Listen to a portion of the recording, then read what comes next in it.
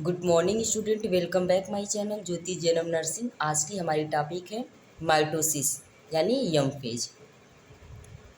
Mitosis आज की class में हम पढ़ने वाले हैं माइटोसिस, जो कि सेल डिवीजन की एक फेज होती है। इसके पहले हमने इंटरफेज पढ़ चुके हैं।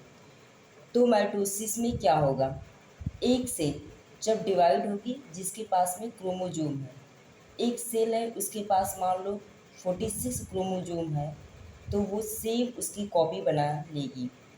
46 क्रोमोजोम वाली सेल उसकी कॉपी बनाएगी, न्यू डॉटर सेल बनाएगी और उसकी फेज को हम माइटोसिस कहते हैं। In mitosis parent cell produce two daughter cell. Mitosis ये एक ऐसा प्रोसेस है जिसमें parent cell two daughter cell produce करती है। Two identical daughter cell that are genetically identical to the parent cell. Two identical daughter cell जो कि genetically identical होती है पेरेंट सेल्स के। जैसे यहाँ पे हमने फिगर भी बना लिया है, ये सेल है, इसके 46 क्रोमोजोम्स है, ये पेरेंट सेल है।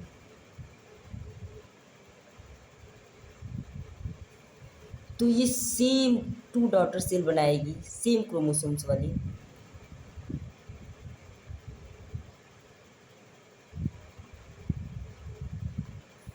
Term mitosis given by Fleming in 1882। Mitosis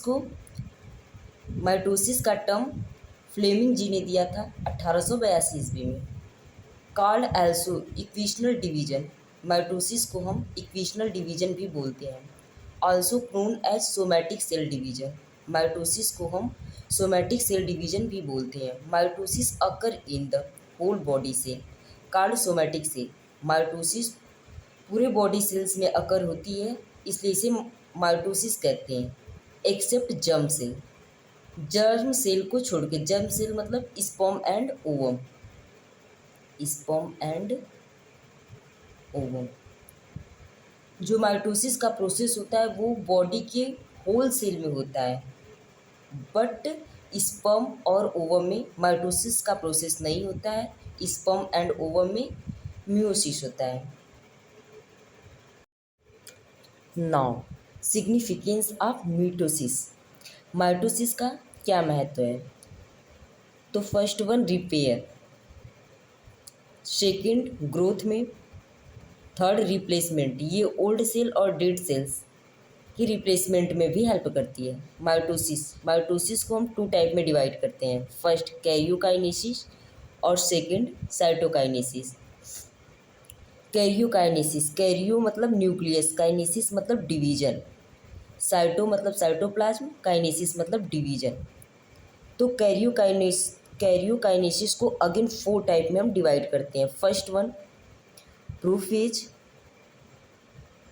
second metaphase, third anaphase and fourth telophase. तो सबसे पहले हम देखेंगे माइटोसिस के कैरियोकाइनेसिस का फर्स्ट फेज प्रोफेज। तो प्रोफेज को हम 2 टाइप में डिवाइड करते हैं। फर्स्ट वन अर्ली प्रोफेज और लेट प्रोफेज। अर्ली प्रोफेज में क्या होता है, तो सबसे पहले हम यहाँ पे सेल बना लेते हैं। G2 फेज में हमने देखा कि सेल का ग्रोथ होकर कंप्लीट हो चुका था, डीएनए का डुप्लीकेशन हो चुका था एंड सेंट्रियोल भी डिवाइड हो चुके थे। अभी भी ये न्यूक्लियस मेम्ब्रेन जो है वो दिखाई देगी, क्रोमैटिन देखने को मिलेगी। क्यों देखने को मिलेगी?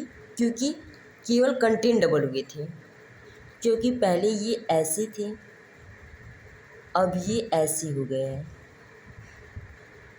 तो कंटेंट डबल हो गए हैं। लेकिन यहाँ पर हमें क्लियर विजुअल नहीं हो रहा है।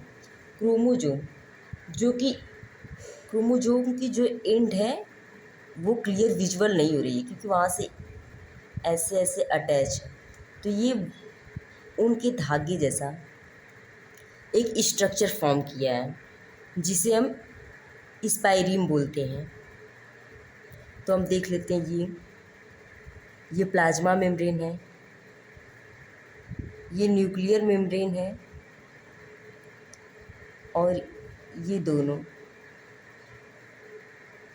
सेंट्रोसोम है। इसके बीच में हथौड़े लाइक एक स्ट्रक्चर प्रेजेंट है जिसे सेंट्रियोल कहते हैं। सेंट्रियोल के चारों तरफ अराउंड में रेज निकली है जिसे ईस्टर रेज कहेंगे, और ये स्पाइंडल फाइबर है। इनमें क्रोमेटिन का कंडेंसेशन होना स्टार्ट हुआ है क्रोमोजोम बनने के लिए। तो अर्ली प्रोफेज। लेट प्रोफेज में हम देखेंगे कि न्यूक्लियर मेम्ब्रेन है जो वो डिसअपियर होना स्टार्ट हो गई है, पर पूरी तरीके से भी डिसअपियर नहीं हुई है। ये जो सेंट्रियोल्स हैं ये खिंचाएंगे, इनका एक रिस्पेक्टिव जगह होता है, ये इधर खिंचाएंगे और ये इधर खिंचाएंगे। यहाँ पे क्रोमेटिन का कंडेंसेशन हो गया है जो जिससे कि क्रोमोसोम का निर्माण हुआ है। क्रोमोसोम के बीच में इसे हम सेंट्रोमियर कहते हैं। जब spindle fibre and aster rays आपस में मिलते हैं तो उसे हम माइटोसिस अपार्टस कहते हैं।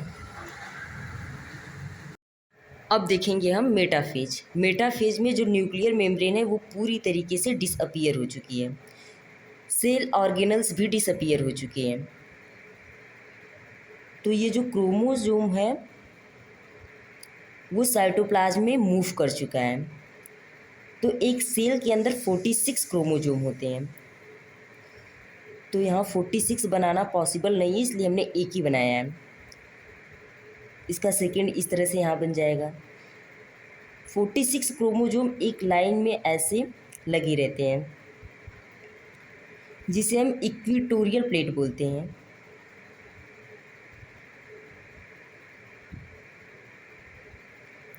यहाँ पे स्पाइंडल फाइबर का फॉर्मेशन पूरी तरीके से कंप्लीट हो चुका है।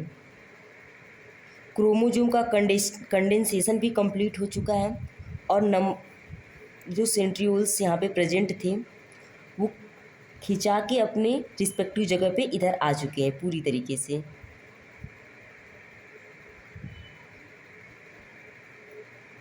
और इस तरीके से स्पाइंडल फाइबर जो है वो बन चुका है। तो जो नंबर ऑफ स्पाइंडल फाइबर्स है इसमें मेटाफेज में वो क्रोमोसोम का डबल हो जाएंगे। क्यों? क्योंकि ये एक क्रोमोसोम है, एक स्पाइंडल फाइबर इधर है, एक इधर है, तो इसलिए ये क्रोमोसोम का डबल होगा। तो ये 92 हो जाएगा। तो मेटाफेज में न्यूक्लियर मेम्ब्रेन और सेल ऑर्गेनल्स डिसअपियर हो जाते हैं, क्रोमोसोम मूव कर जाता है साइटोप्लाज्म में, स्पाइंडल फाइबर का फॉर्मेशन कंप्लीट हो चुका होता है और क्रोमोसोम का कंडेंसेशन कंप्लीट हो चुका होता है। नंबर ऑफ स्पाइंडल फाइबर 92 होते हैं। एंड नाउ मेटाफेज के बाद एनाफेज आता है। एनाफेज में सेंट्रोमियर डिवाइड होते हैं। क्रोमोसोम के बीच में ये जो है ये सेंट्रोमियर है। सेंट्रोमियर डिवाइड हो जाते हैं, यानी कि एंड क्रोमेटिन सेपरेट हो जाता है, एक क्रोमेटिन इधर और एक क्रोमेटिन इधर हो जाता है। और टीलोफेज में न्यूक्लियस का डिवीजन होगा। एनाफेज में हम देखे थे कि क्रोमेटिन सेपरेट हो गए थे, सेंट्रोमियर डिवाइड हुआ था, ये साइटोप्लाज्म में है। न्यूक्लियर मेम्ब्रेन रीअपियर होने लगेंगी, सेल ऑर्गेनल्स रीअपियर होने लगेंगे और क्रोमोसोम्स का डिकंडेंसेशन हो जाएगा टीलोफेज में। तो कुछ इस तरीके से स्ट्रक्चर बनेगा, इसे हम फरो कहते हैं। अब आती है साइटोकाइनेसिस। साइटो मतलब साइटोप्लाज्म एंड काइनेसिस मतलब डिवीजन। साइटोकाइनेसिस में स्पाइंडल फाइबर डिसअपियर हो जाएंगे जो कि टीलोफेज में ही डिसअपियर होंगे। तो ये इस तरीके से स्ट्रक्चर बनेंगे, इसे हम फरो कहते हैं। ये न्यूक्लियर मेम्ब्रेन है और ये प्लाज्मा मेम्ब्रेन है।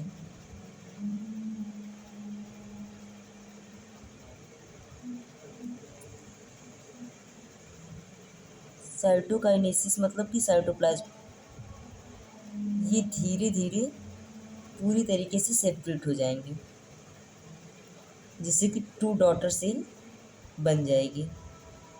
ये न्यूक्लियस है, इसके अंदर खुद का अपना क्रोमैटिन है। यहाँ पे सेंट्रियोल्स हैं,